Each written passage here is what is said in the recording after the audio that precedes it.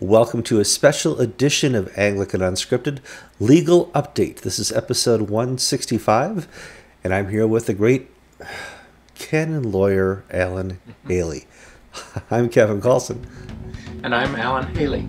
And today is March 3rd, 2015.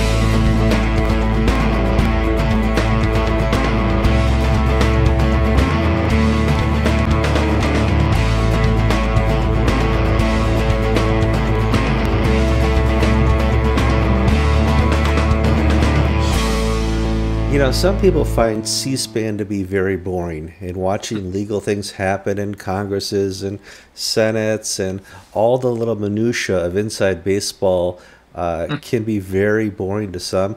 To some of us, it's very exciting. I'm sure to you this is it exciting. And we've had some victories recently. Obviously, we had the Diocese of South Carolina. We've had Quincy. Now we have the Diocese of Fort Worth. I thought it'd be a great chance to talk a little bit about the different strategies involved and what was the ultimate win here, obviously, neutral principles. What made Fort Worth? Well, let's talk a little bit about the decision. Okay. Well, first of all, it was a very simple order by the judge.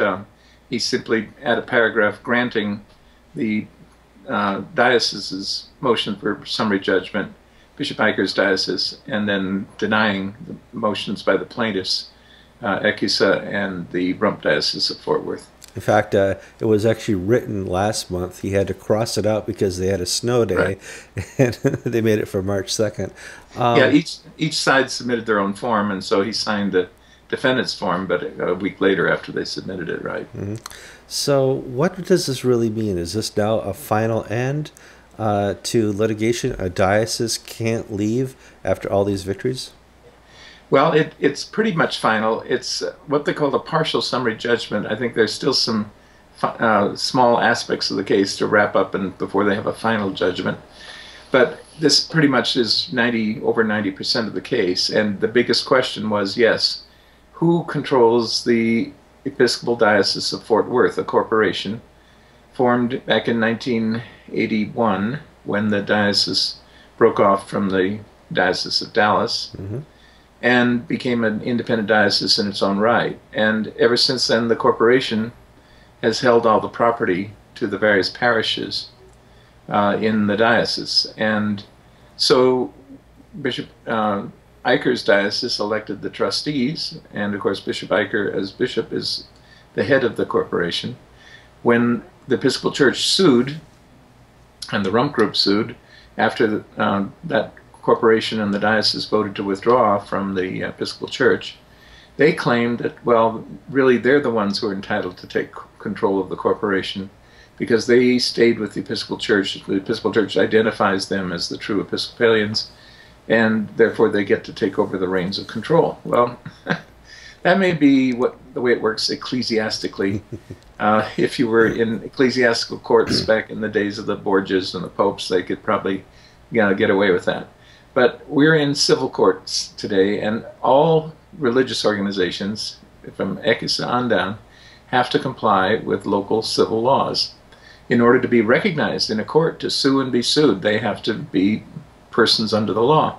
And when you have a person under the law, like a corporation, secular law gets to decide how it's governed. That is, how the board of directors get elected, who the members are, and so on. And that law was followed scrupulously by Bishop Eicher and his diocese in electing the directors. And there was nothing wrong with it. The fact that they didn't come from the Episcopal Church or they all left the Episcopal Church was irrelevant for Texas law purposes. So that's what cost them this case ultimately, because they were arguing an ecclesiastical viewpoint. They wanted the court to defer to their ecclesiastical authority, and after being instructed by the Supreme Court that it should do no such thing, but should simply judge this just like any other civil case, the way was clear to Judge Chupp that he would just grant summary judgment for the Bishop Eicher party. And I guess to say parallel, you had baseball there at the beginning, but there is no joy in Mudville tonight. No, there's not. Well, we've done about 20 or 25 episodes together, maybe more. I've lost count. And we always talk about neutral principles. It's a constitutional concept. You bought it, you own it. And how does that apply to Fort Worth? Because my understanding is the Supreme Court was, earlier had decided neutral principles do apply. Yes, it held because remember Judge Shupp the first time around did not apply neutral principles. He deferred Hmm. under the old rules of pre-Jones v. Wolf. He deferred to the decision of the Episcopal Church that it was the highest authority, and therefore the civil courts had to simply accept what the Episcopal Church said. And the Texas court said, no, that's not the way we do church law here, church property disputes. We do not apply the deferential rule. We instead require that you look at the deeds, look at the governing documents, see what they say. So in this case, it was up to ECUSA to prove that its governing documents in some way restricted or prohibited the Episcopal Diocese of Fort Worth from amending its own constitution so as to take it out of ECUSA. And of course, there is no such language like that in the Episcopal Church Constitution or canons. It's all simply understood, quote unquote, that ecclesiastically we're in a union and can't separate. Well, again, this is a failure to distinguish ecclesiastical law, which may well be them, as they say it is, but from secular law, which is what the courts have to apply. The courts, you can't go into a civil court and get ecclesiastical law enforced. They tried. They tried mightily, but it's just not going to work after the Supreme Court's decision. So now it goes once again on appeal up to the Court of Appeals there in Fort Worth, and then up there from there it could go to the Texas Supreme Court, or as they did earlier, the Texas Supreme Court could just take the direct appeal if it felt it had jurisdiction. There has been obviously courts deciding ecclesiastical law based on like the Dennis canon. It's not dioceses, it's churches that have lost to the Dennis canon. Right. Just because of the fact we were talking about before, they do sometimes take up church law and Well, interpret that. but what they're doing is when they do that, they're first looking at the bylaws of the parishes, the civil bylaws of these parish corporations, and almost always they say we're perpetually joined to the Episcopal Church. We're totally subject at all times to its constitution and canons.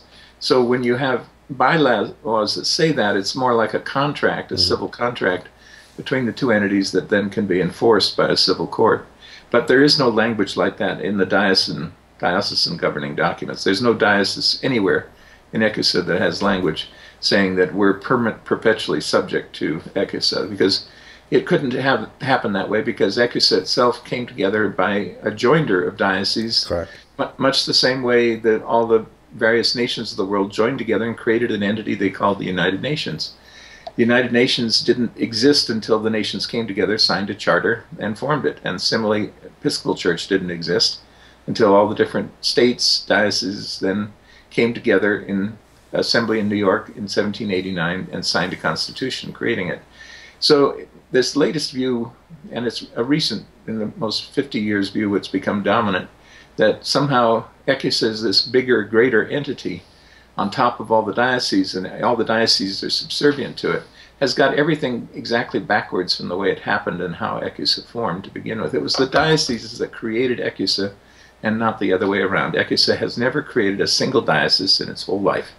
All it's ever done is approve admission of dioceses once they form from missionary dioceses or other groups that organize themselves into a diocese, and then they apply for admission, and ECUSA agrees to accept them. So it's always the case that ECUSA is adding members by adding dioceses. And under the First Amendment, you can't restrict members in an association from their right to withdraw if they want to. The freedom to associate includes the freedom to disassociate. Yay! Well, now who does Bishop Eicher and the diocese have to thank for this? Well, they have a wonderful, superb legal team headed by Shelby Sharp, one of the great Texas litigators, and they also have a superb appellate team headed by Scott Brister, who used to be a sitting justice on the Texas Supreme Court. So they have not stinted in going for the, for the finest. But of course, on the other side, money was no object, and I think that at one point they had 3 or 4 law firms, big Texas ones like Vincent and Elkins working for them. Oh, wow. So this has been a super law contest in Texas, and it's not over yet. It reminds me of the days of the soap opera Dallas. You know, you got some big guns there. They do Now, things in a big way. let's quickly go through Quincy, a win. Diocese of South Carolina, a win. Fort Worth, a win. Yet the first diocese to leave the Episcopal Church is still in litigation. You're the lawyer there. What's going on? In San Joaquin, yes. 2007 was the first diocese to vote to leave the church. It was sued by the rump group that was formed by the Episcopal Church to take its place. And they initially won, just as in Fort Worth, they won a summary judgment from the trial court. That went up on appeal. The Court of Appeal reversed it and said, you can't decide an ecclesiastical question like who is the lawful bishop of San Joaquin. That's for churches to say, and they can't. The civil courts can't get mixed up in that question. So it went back down. They had to try it on a different aspect, and lo and behold, this time around, the trial court said, "Well, you know that decision by the appellate court that said that the Episcopal Church was entitled to recognize its own continuing diocese. They must have decided in saying that the diocese then can't leave the church." Well, that was the very question the appellate court sent back to decide in the trial court, and so it's. You know, it didn't decide the question. That was a misreading of the decision. So we once again now have to go up to the Court of Appeal, ask it to set things right with the trial court once again and reverse it and tell it this time how to resolve the case. Because I don't know, it's going to be it will be the longest running case probably by the time it's done. I think it will. Now, can you use these other court cases, these victories, and say, listen, Fort Worth, the guys in Dallas, the big oil people, South Carolina, little old Quincy, they all won based on these principles. That's the same principles under California law. Can you use that as evidence? Yes, we certainly can, and cite them as precedent, and cite them, you know, it may be even more in the sense of how many times does Zecusa get to make this argument in a court and lose? So we'll have to see. It depends on what's final by then, by the time we get up to the appellate court. But we're definitely going to use these cases as precedent. Wow. I want to thank you for your time, and I want to congratulate the Diocese of Fort Worth. You know, but like you said, it's not over.